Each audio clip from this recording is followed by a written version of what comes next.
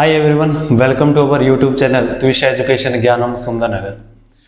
उम्मीद है आप सभी अच्छे होंगे, बेहतरीन होंगे, आपकी तैयारी शानदार चल रही होगी। तो स्टूडेंट, जैसे कि आज मैं आ चुका हूँ आपका नेक्स्ट लेक्चर लेके। हेडिंग से आपको क्लियर चीजें हो गई होगी।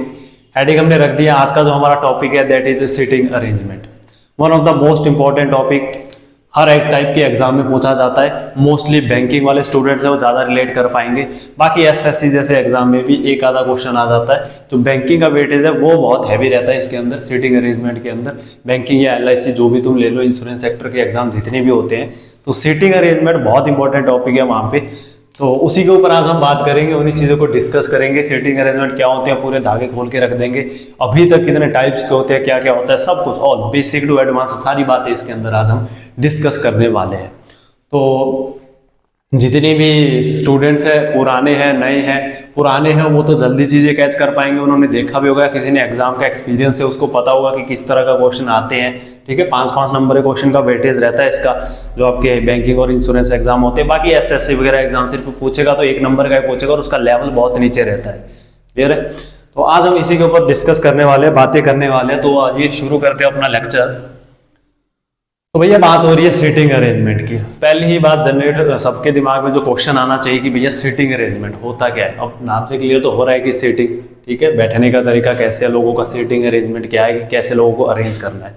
तो सीटिंग अरेंजमेंट अगर मैं बेसिकल नॉर्मल स्टूडेंट से, बहुत से बच्चों के लिए क्या होता है कि तैयारी करने वालों के लिए सीटिंग अरेंजमेंट वो सीधा क्वेश्चन पकड़ते हैं, सॉल्व करते हैं कि हाँ जी सीटिंग अरेंजमेंट होता है। कुछ लोग होते हैं वो बैठे होते हैं, कई तो कंपेयर करते हैं, कुछ लोग होते हैं उनमें कलर दिए हैं कि उनकी, जैसे कि हाँ जिसको हम पजल्स बोलते हैं, उनको भी सीटिंग अरेंजमेंट के साथ अरेंज कर देते हैं। बोलने का मतलब जैसे कि सीटिंग अरेंजमेंट वैसे होता है सिर्फ कि कुछ लोग होंगे, वो कहीं पे बैठे होंगे या कुछ भी कहानी को बना देगा और वो उनका डायरेक्शन दे देगा कि भैया एक सर्कल के अंदर बैठे हैं यहाँ 6 लोग, या फिर 6 लोग जो किसी डाइनिंग टेबल के ऊपर बैठे हैं जो कि स्क्वायर कलर का शेप का, स्क्वायर के शेप का है, या फिर कोई सर्कल है, कोई ट्राइंगल है, कोई रेक्टेंगल है। These are the seating arrangement. उसमें कुछ लोगों को बैठाएगा और फिर उनकी डायरेक्शन देगा और पूरी कहानी आगे देगा। आपको वो लोग अरेंजमेंट सेट बिठाना है, जो उसको आंसर चाहिए वो क्वेश्चन वहां से वो पूछने वाला है। ठीक है, तो शुरू करते हैं पहले सीटिंग अरेंजमेंट के टाइप से।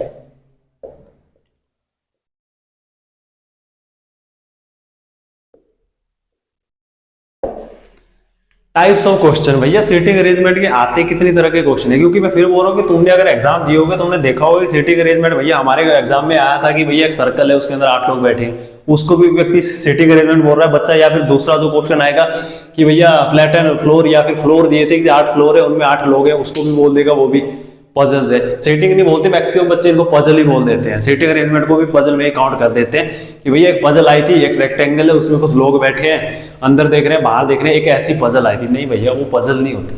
पजल और सेटिंग अरेंजमेंट दोनों चीजें अलग होती है।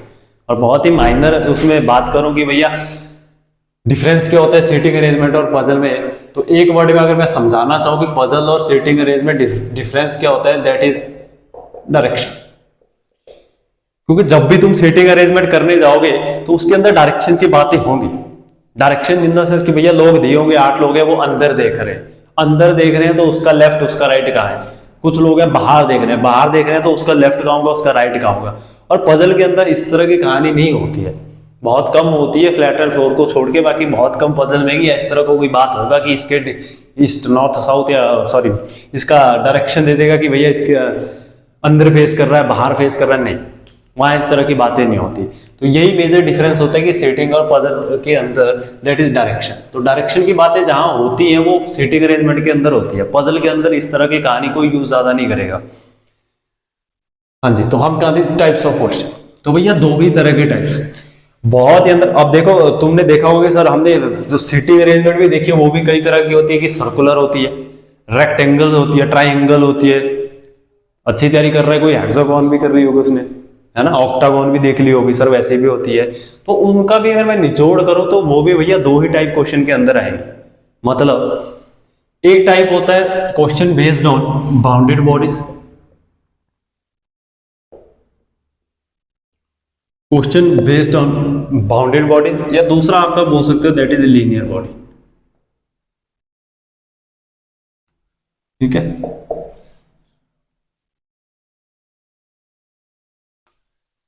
दो ही टाइप के क्वेश्चन आते हैं एग्जाम में, एक होता है बाउंडेड बॉडीज और दूसरे होती है लीनियर बॉडीज।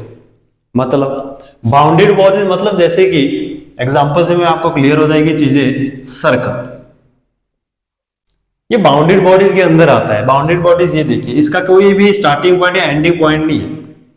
सर्कल का कोई भी स्टार्टिंग एंड एंडिंग पॉइंट नहीं है, लूप में फंस गए, दैट इज बाउंडेड बॉडीज। पूरी की तरह बंद है, पूरी बाउंड है, बाउंडेड बॉडी। सर्कल हो गया, स्क्वायर हो गई, रेक्टेंगल हो गया, ट्राइंगल हो गया, पेंटागन हो गया, है ना, हेक्सागन हो गया।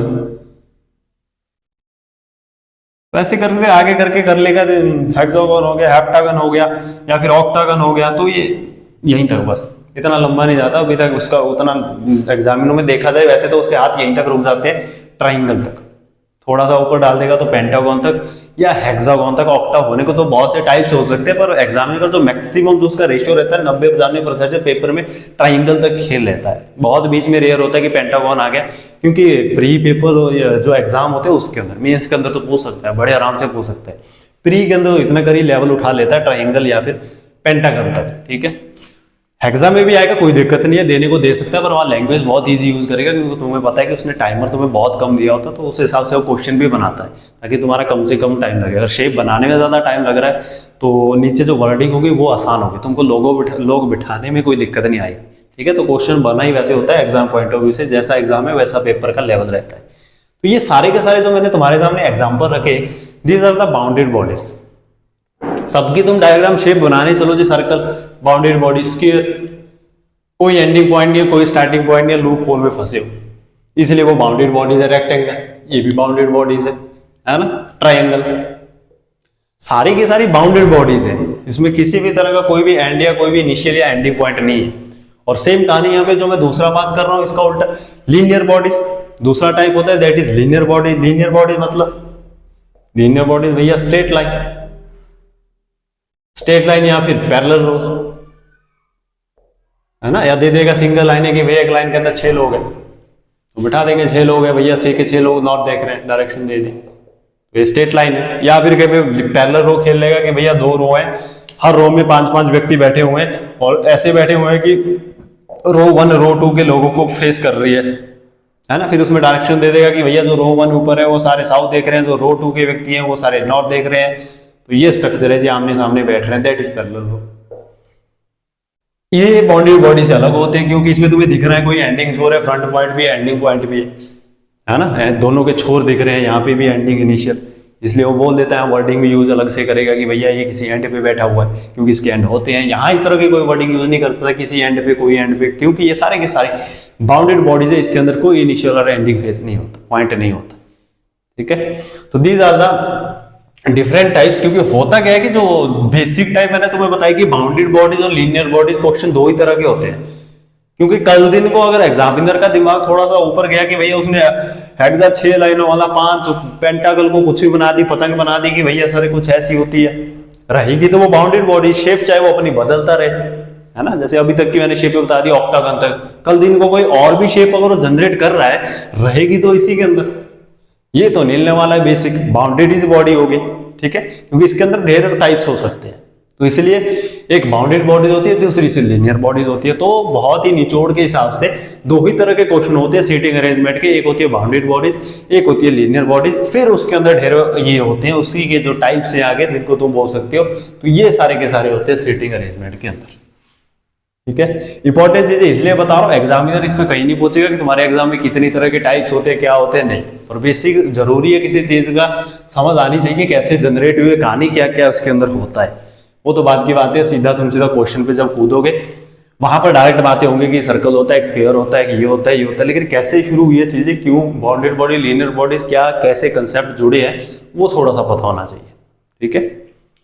अच्छा, अब बात करते हैं, हाँ, यहां पर भी जो बाउंडेड बॉडीज के अंदर मैंने जो तुम्हें एग्जांपल बताया, उसमें भी हम सर्कल जो है इसको थोड़ा सा अलग रख लेते हैं। अलग इन द सेंस मैं तुम्हें यहां से ये बताना चाह रहा हूं, या आज जो भी मैं तुम्हें यहां करवाऊंगा उसका मेन जो मोटिव है वो यही है कि तुमने अगर एग्जाम के अंदर नोट किया होगा, किसी ने देखी है कि भैया सीटिंग अरेंजमेंट का क्वेश्चन आता है, तो वो जो देखने में इतना लंबा होता है कि भैया इतनी कहानी दे दी है, उसमें जो ऊपर का 40% पार्ट है, 40% वो एग्जामिनर में जो स्मार्ट बच्चा है जिसकी तैयारी है वो ऑलरेडी फिट करके गया है।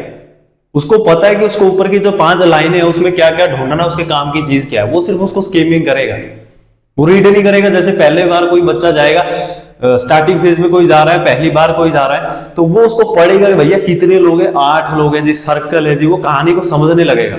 लेकिन जिसको पता है ये चीजें पढ़ी हुई है, उसका 40% का जो ऊपर का हिस्सा है वो सिर्फ उसको स्कीमिंग करेगा, अपने काम की चीज उठाएगा।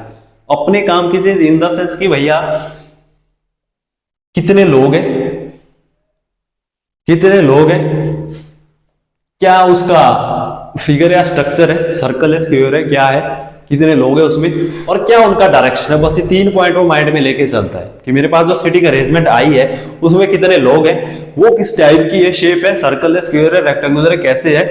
और तीसरा कि भैया तीसरा क्या बोल रहा था, हाँ तीसरा भैया उनकी डायरेक्शन का है। अब जो लोग बैठे हो उनका डायरेक्शन का है, क्योंकि सीटिंग अरेंजमेंट कर रहे हो तो ऑब्वियस बात है डायरेक्शन की बातें होंगी। ठीक है, तो बस ये माइंड में जो 40% की कहानी होती है, इसको वो सिर्फ स्कीमिंग करता है, 15, 20, 25 सेकंड के अंदर खा जाता है कि क्या क्या है, फटाफट अपने रफ वर्क कॉपी के ऊपर सीधा डायग्राम तैयार कर लेगा। उसके नीचे की जो कहानी शुरू होती है वो है ये 60%, वो उसको फिर पढ़ेगा ध्यान से, वो उसकी प्रैक्टिस पे मैटर करता है। जितनी अच्छी प्रैक्टिस है उतनी जल्दी रीड करेगा, या फिर उसकी रीडिंग स्किल कितनी अच्छी है। ठीक है, तो पजल है कुछ भी नहीं, सीटिंग अरेंजमेंट और पजल में कुछ भी नहीं है, वही क्वेश्चन है, उसी के अंदर आंसर है। तुम सीटिंग अरेंजमेंट बना गए, एट द एंड अगर उसी को चेक करने जाओगे, चेक करने का तरीका क्या है, फिर से तुम उसी सीटिंग अरेंजमेंट को पढ़ोगे, वो लाइनें मैच करोगे। अगर तुम्हारी पजल में एग्जैक्ट वही लाइनें मैच हो रही है तो पजल ठीक है, नहीं हो रही है मैच, कोई लाइन गलत है। तो वही क्वेश्चन है, वही आंसर है, कोई बड़ी चीज नहीं है उसके अंदर। ठीक है, अच्छा जी, हाँ मैं बता रहा कि सर्कल को हम थोड़ा सा अलग रखते हैं। क्यों? क्योंकि ये जो ऊपर की 40% कहानी है वो सर्कल की थोड़ी सी अलग होती है, बाकी ये जो बॉडीज होती है, मतलब स्क्वायर, रेक्टेंगल, ट्राइंगल, इनसे थोड़ी हटके होती है। हटके क्यों होती है? क्योंकि इसके अंदर जब भी तुम सर्कल की शेप देखोगे और जो रेक्टेंगल या स्क्वायर की शेप देखोगे, उस स्क्वायर के अंदर कुछ वर्डिंग यूज कर लेता है भैया कॉर्नर्स, क्योंकि उनकी शेप्स के अंदर कुछ वर्ड और जुड़ जाएंगे कॉर्नर्स। या रेक्टेंगल तुम ले लो, उसमें जुड़ जाएंगे शॉर्टर साइड, लॉन्गर साइड, तो वहां थोड़ी सी वर्डिंग चेंज हो जाती है। इसलिए हम सर्कल को थोड़ा सा अलग रखते हैं, क्योंकि सर्कल में इस तरह का वो बोल ही नहीं सकता कि भैया 4 लोग कॉर्नर पे, तो सर्कल का तो कोई कॉर्नर ही नहीं होता है। बात समझ आ रही है? इसलिए इसको थोड़ा सा अलग रखते हैं बाकियों की जो बॉडीज है उसके कंपेरिजन में। तो एक एक बॉडीज के ऊपर बात करता हूं कि पहले तो मैं बता ही दूंगा। अब आधे से ज्यादा स्टूडेंट कई बार यही फंस जाएंगे कि भैया पेंटागन आया, उनको एग्जाम में पेंटागन बनाना नहीं आ रहा है, वो तो वही रेस हार चुके हैं। पजल क्या सॉल्व करेंगे, उनको यही पता नहीं कि पेंटागन कैसे बनाएंगे, है ना। हेक्सागोन दे दिया कि भैया हेक्सागोन कैसे बनाते हैं। उसके ऊपर का कोई लेवल का बच्चा है, बहुत शानदार तैयारी कर रहा है, बहुत से स्टूडेंट को थ्रेड मेथड को फॉलो करने लग जाते हैं। Thread method in the sense की भैया सर्कल है, तोड़ दे इसको, धागा बना दे। अब सर्कल को ऐसे खोल दे, अब धागे से तुम कुछ भी बना सकते हो, उसका सर्कल बना दो, उसका रेक्टेंगल बना दो, ट्राइंगल बना दो, हेक्सा बना दो, जो मर्जी बना दो, उसी का नाम है थ्रेड मेथड। ठीक है, तो थ्रेड मेथड तो मैं नहीं करवाऊंगा, वो तो बात की बात है। अगर तुमको वो ठीक लगे देख लेना, वो हो जाता है, बहुत से टीचर्स वगैरह उसको कराते हैं थ्रेड मेथड को, सही लगेगा तो देख लेना। पर बेसिक जो चीज है वो यही है। थ्रेड मेथड में इतनी सी दिक्कत है कुछ नहीं, कुछ क्वेश्चनों में, ये नहीं बोल रहा कि वो गलत है, कुछ क्वेश्चनों में थ्रेड मेथड जल्दी लग जाएगा और कुछ क्वेश्चन में वो लेंथी पड़ जाता है। जब डायरेक्शन इधर उधर हिल जाती है तो थोड़ा सा थ्रेड मेथड में कॉम्प्लिकेशन हो जाती है। कईयों को कॉर्नर वाले में इसमें हो जाती है कि वो वर्ड यूज करेगा कॉर्नर, और थ्रेड फिर फंस जाता है कि कॉर्नर कहाँ होता है ना, वहां वो लगता नहीं है।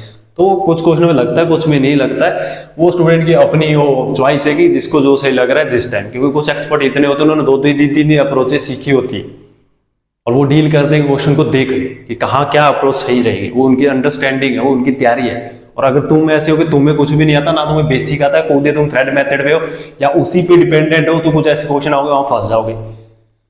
ठीक है, लेकिन ये बात जरूर है कि अगर तुम थ्रेड मेथड सीख रहे हो शायद उससे कुछ क्वेश्चन ना हो, लेकिन जो बेसिक चीजें उससे सारे क्वेश्चन हो जाएंगे, उससे सारे हो जाते हैं जितने एग्जाम में आते हैं। थ्रेड सिर्फ इसलिए कि स्पीड थोड़ी सी इससे वो बन जाती है, टाइम बचा लेता है कुछ क्वेश्चन, सब में नहीं बोल रहा हूँ, कुछ क्वेश्चन में। ठीक है, जिसको पता होगा उसको समझ आएगी बातें, बाकी इसमें फंसना नहीं कि थ्रेड मेथड क्या है, हम सिर्फ बेसिक की बात करेंगे। तो पहले मैं बात करता हूं सर्कल की।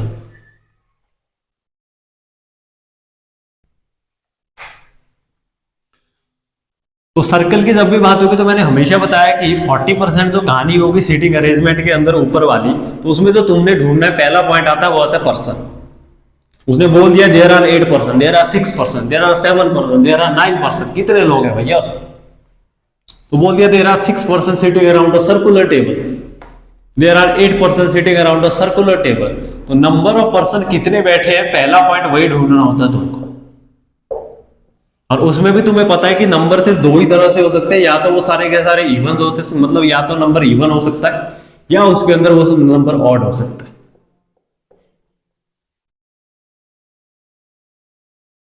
है ना। These are the only two possibility कि टोटल नंबर ऑफ पर्सन क्या किस फॉर्म में देगा, या तो इवन फॉर्म में या ऑड फॉर्म में। प्राइम जैसे कंसेप्ट से नहीं खेलेगा यहाँ पे, ठीक है। तो इवन है 6 लोग हैं, 8 लोग हैं, 10 लोग हैं। अब बात आती है कि भैया जब तुमने पढ़ लिया कि 10 लोग हैं तो उनको बैठाने का तरीका। अब ये नहीं कि जल्दी से किसने देखा कि 6 स्टूडेंट है, फटाफट डायग्राम में बना दिए 2 3 4 5 6।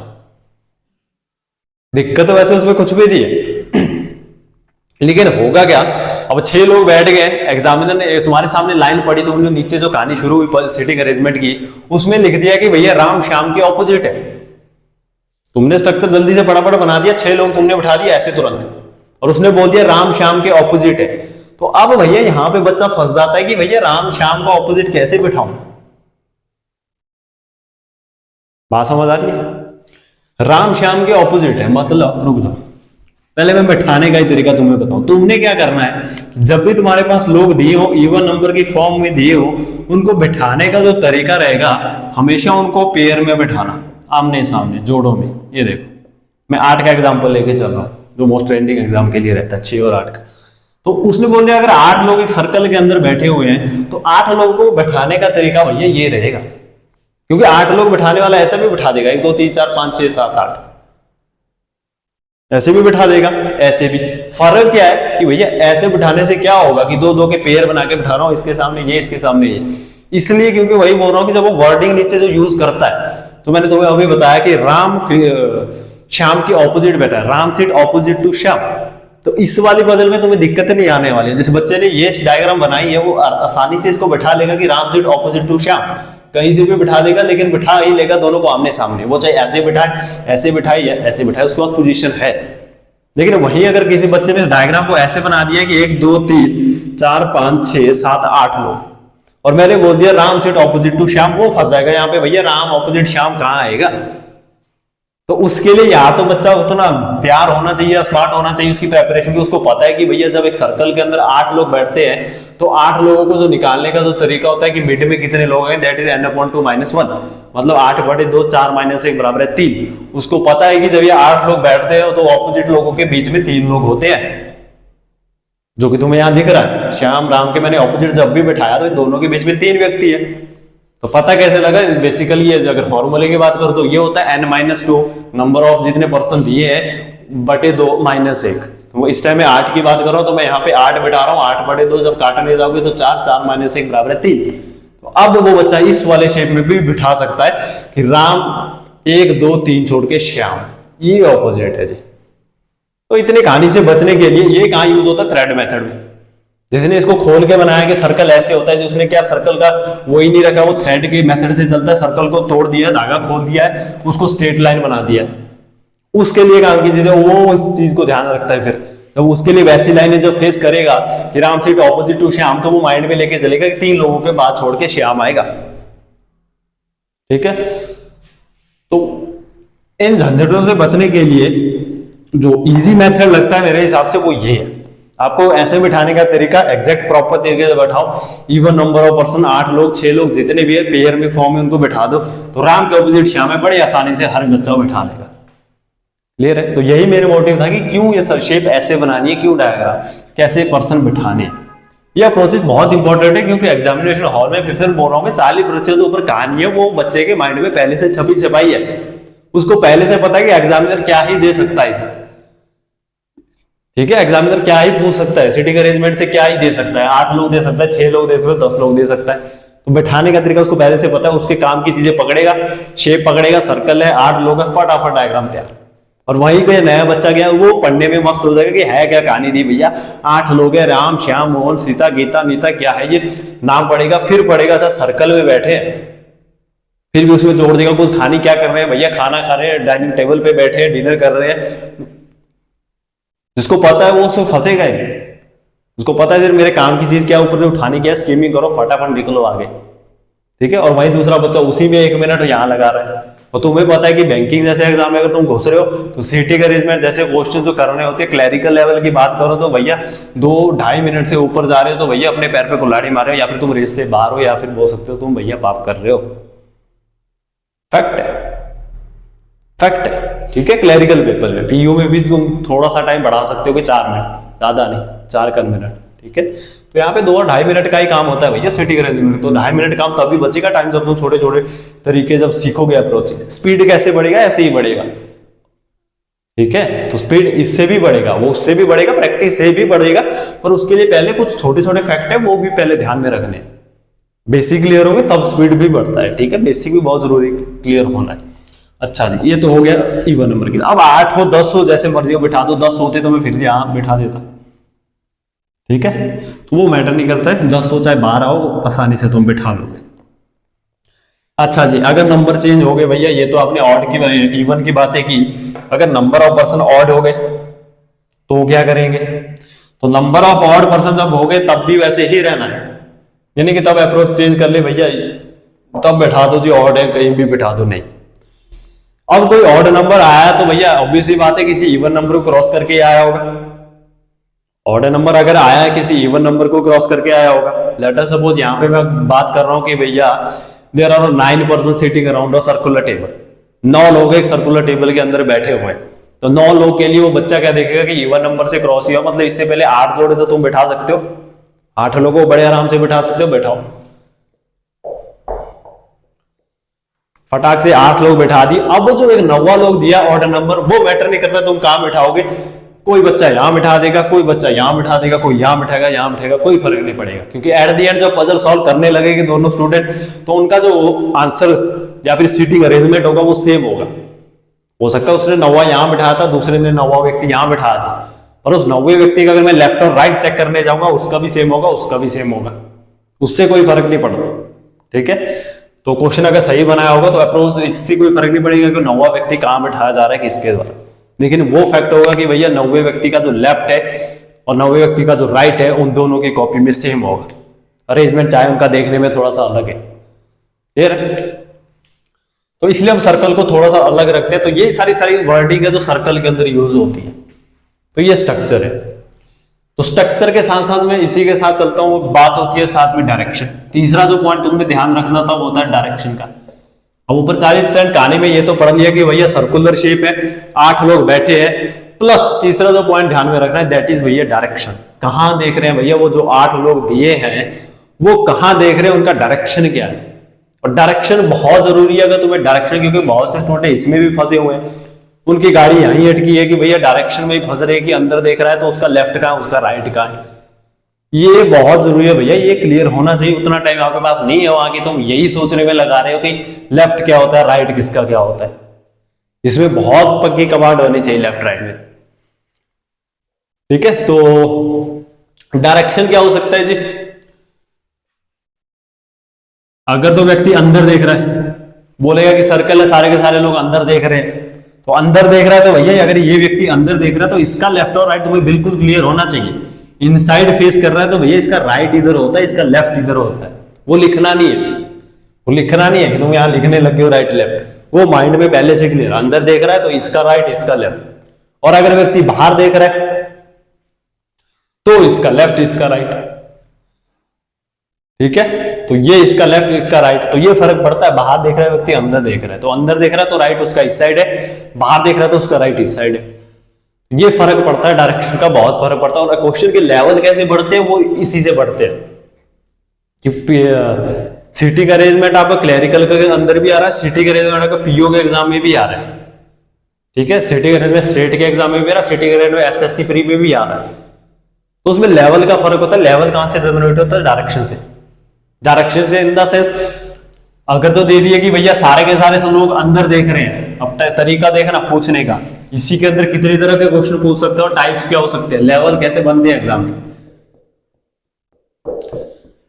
इन 8 लोगों की अगर मैं कहानी लेके चलूं और मेरे पास क्या क्या ऑप्शन है, मैं क्या क्या तरीके से तुमसे क्वेश्चन पूछ सकता हूं, यहां से कैसे मैं लेवल बढ़ाऊंगा पेपर का। एक तो है कि सारे के सारे लोग अंदर देख रहे हैं, ऑल फेसेस इनसाइड। दूसरा भैया सारे के सारे बाहर देख रहे हैं, आउटसाइड।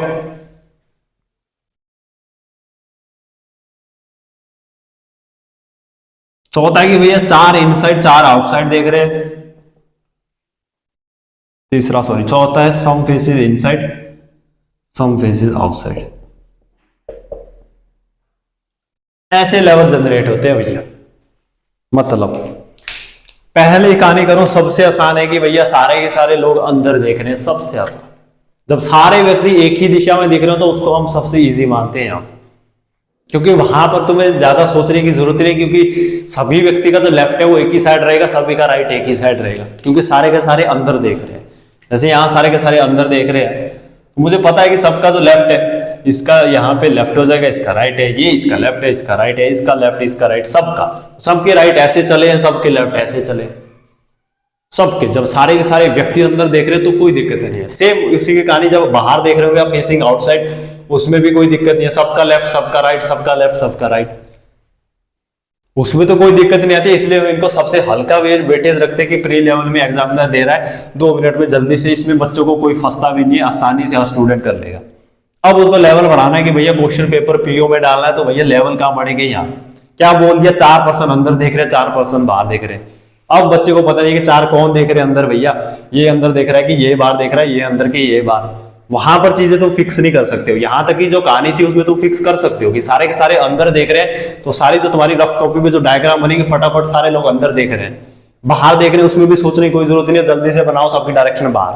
लेकिन यहां उसने बोल दिया 4 अंदर 4 बाहर, तो फिर उसको सॉल्व करने के लिए पजल को पढ़ना पड़ेगा भैया कि भैया कौन 4 लोग अंदर देख रहे हैं, कौन 4 लोग बाहर। यहाँ ये नहीं कि मैं खुद से कुछ भी प्रेडिक्ट कर लूं कि 4 का लोग इनको बाहर कर देता हूं और 4 लोग हैं इनको अंदर कर दूं, नहीं भैया, वो क्वेश्चन पढ़ना पड़ेगा। नीचे जो 60% का काम होता है उस पजल के अंदर, उस 40% को छोड़ के उसके अंदर वो डाटा दिया होता है, वहां से पता चलेगा कि कौन अंदर देख रहा है। 8 लोग राम श्याम सीता गीता मीता दिया हुआ है, तो उसमें से राम अंदर देख रहा है कि श्याम बाहर देख रहा है, कौन कहां देख रहा है। और लेवल ऊपर करना है भैया। एसबीआई पीओ में क्यों पेपर का लेवल बढ़ जाता है, उसने क्वेश्चन डाल दिया सम पेपर, क्वेश्चन वही है, सिटिंग अरेंजमेंट है, 8 ही लोग हैं, फर्क कहां पड़ रहा है, उसने बोल दिया सम फेसेस इनसाइड सम फेसेस आउटसाइड। पता नहीं है भैया अब कितने लोग हैं, लोग तो 8 है पर कितने अंदर देख रहे हैं कितने बाहर देख रहे हैं वो भी क्लियर नहीं। वो क्लियर कैसे होगा, जब नीचे की वो कहानी पढ़ोगे उसके अंदर वो सारी चीजें दी होगी, वो तुम्हें टैकल करनी पड़ेगी, मतलब तुम्हें वहां डायरेक्शन भी ढूंढनी पड़ेगी। तो यहां से लेवल बनते हैं, प्री से उठते हैं लेवल, आरआरबी से उठ के जाते हैं सीधा एसबीआई तक, और कुछ भी नहीं होता। कंसेप्ट वही है, बेसिक वही है, बस कहानी यहां जुड़ती है कि भैया लेवल कैसे बनाने, वो डायरेक्शन से जनरेट हो रहे। तो उसका एक ही इलाज है भैया, practice and practice and practice. ठीक है, तो ये टाइप अगर तुम्हें 4 बता दिए तो यही इनकी रेंज है। तो ये सिर्फ आज जो बात हुई है सिर्फ मैंने सर्कल की। सेम ऐसी बातें करेंगे, स्क्वायर के ऊपर क्या कंसेप्ट होते हैं, रेक्टेंगल के ऊपर क्या होती है, हेक्सा ऑक्टा जितने में तुम्हें बताए, और इवन जो स्ट्रेट लाइंस, और कुछ फिर वर्डिंग होती है जो तुमने थोड़ी सी ध्यान रखनी होती है, जिसको मैं बोल सकता हूँ थोड़ी सी वो कैप रीडिंग भैया अच्छी होनी चाहिए। पजल सॉल्व कर रहे हो, पता नहीं लग रहा है कि हु किसके लिए यूज हो रहा है, हुज किसके लिए यूज हो रहा है, तो वहीं रेस से बाहर हो। और स्कीमिंग बहुत अच्छी होनी चाहिए, और स्कीमिंग के लिए तुम्हें पहले तैयार कर रहा हूँ कि 40% स्कीमिंग जो होती है ये बच्चा माइंड में लेके चलता है जब पेपर में बैठेगा।